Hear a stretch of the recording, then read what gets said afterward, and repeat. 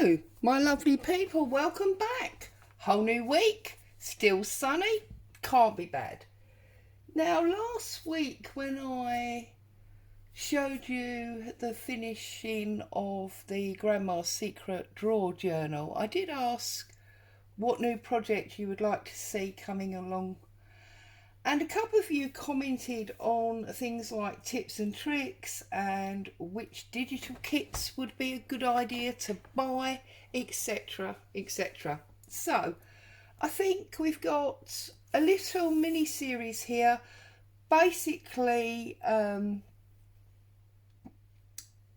parts and 2 different subject matters in the 2 parts. Now, as far as I'm concerned, and every junk journal maker will be different. We all have our own views on how things work. So this is obviously only my view. It's not gospel, it's not set in stone. It's just what I think and feel. Excuse me. Now, as far as I'm concerned, apart from the normal things like glue and scissors, there's really only 4 things that you need to make journals. Okay, you need interesting images of some sort. Now, lots of people turn to DigiKits for those interesting images. Fine, no problem. You need old books. And the reason I say you need old books is because, as I have said many times before, with an old book you get 2 things. You either buy a really old book, which is expensive because you want the vintage adverts and things that are on the pages, or you buy discarded modern books because you want the hard cover of the book. Whichever way round it is. I mean, also with the vintage books, if they're good covers, you can actually use the cover for a journal as well. So you definitely need old books, and I've shown you various types in the past. So I'm not going to dwell on that too much further. Okay. But let's, for now, look at the interesting images and therefore DigiKits. Let's look at them. So I've had a quick look this morning. Now, I didn't go through my supply of DigiKits because I do have hundreds and it would take a long time. And one of the reasons I have so many is because obviously I have in the past and currently do design team projects. So that's why, I've got so many. But I went through thinking, as a complete beginner and having no DigiKits belonging to me so far, what would be the most cost effective? What would be the best for me? And I've come up with 5 for you. Now, first of all, I am not getting any commission for these.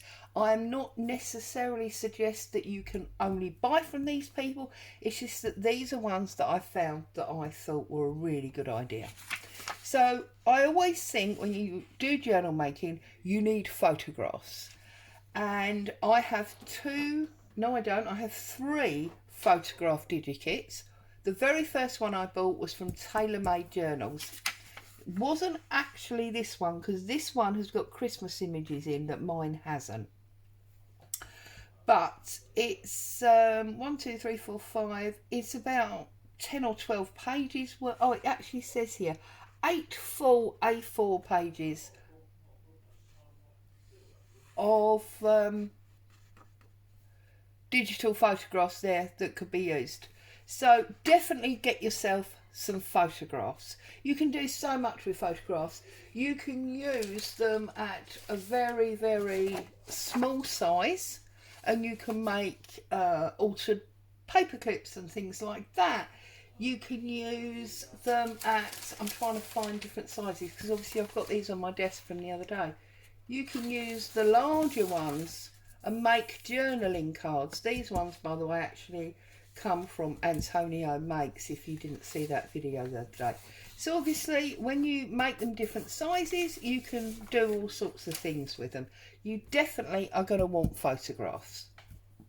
The other thing that you are going to want is postcards and actual vintage ephemera. So This one here I found from Nick the Booksmith, the Booksmith shop. You've got 19 individual pieces. There are 2 large envelopes with letters, 1 small square envelope, 1 double-sided calling card that they used to have in Victorian times, 1 double-sided ticket, 3 postcard fronts, 1 double-sided trade card, a public library book sticker, department store price ticket, library catalogue card, dance band card, flower book page, scrap paper note, a Rolodex card and a war ration book page. Now I'll be perfectly honest, when I saw that I didn't know, I was wondering why I didn't have it, and I am very probably going to go on when I finish this video and I'm actually going to purchase this kit, and I'm going to do some work with that, because to me there's some really awesome goodies there. Okay, so we're talking about postcards and letters, envelopes, we're talking about photographs, and they're like original ephemera that have been scanned and that you can use for digitals. And then you've got the made up things. So we all know Artie May, she's absolutely awesome, she does some wonderful things, and this is her tickets and numbers and more. So you can see you have got little number plates in the rectangle, you've got them in ovals, you've got words journal and vintage, you've got them in circles, you've then got oblong words, you've got, is there old adverts or something, I don't know, you've got numbers, you've got specimen. There's a huge kit there, and there's a good variety of colour. That's the other thing you need to consider, because the reason I'm saying these are the things you want is because most of these people, you have to read the terms and conditions, but they all say that you can print 100 times, 150 times, 300 times, whatever. So once you've bought them, you are able to use them again and again and again. Now, things like the rose from this vintage Le Chocolat. Now, this is beautiful paper. The pink damask, the green damask, the green spot, they're beautiful papers, you know, and then all the roses. But you can only use it so many times before every journal starts to look the same. Whereas a photograph, you can put with this kit, you can put with this kit, you can put with this kit, and it's going to look different every time with a different coloured fabric or a different coloured lace. The same with the tickets and the tags. The same with the letters and the calling cards.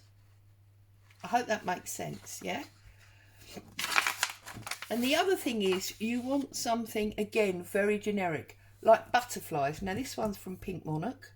She does some wonderful stuff. I love her stuff. But yeah, these are fussy cut butterflies.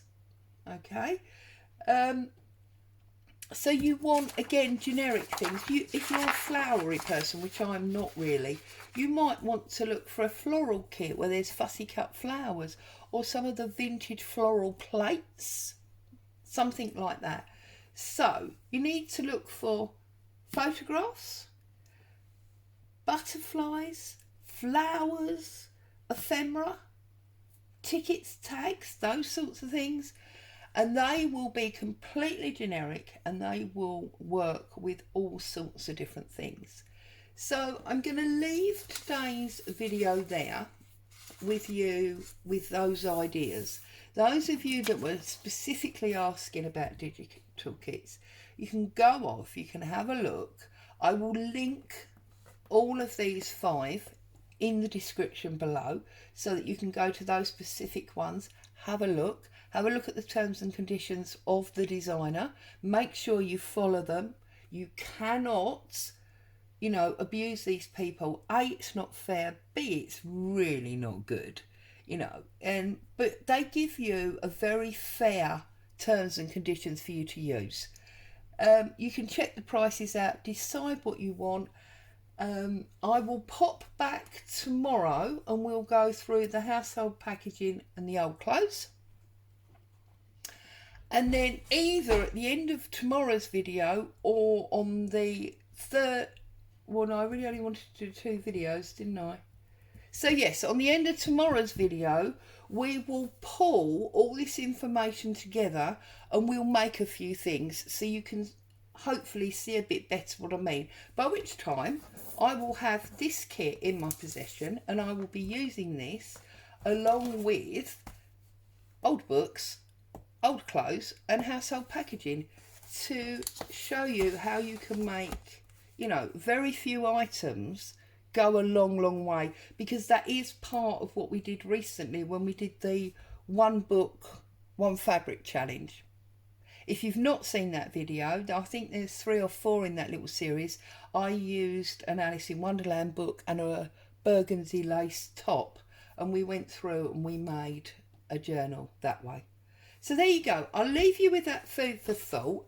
You can have a look at digitals that are around, look at the prices, decide what's what, and obviously come back tomorrow and watch the other half, or maybe if you've got some digitals, join in with me.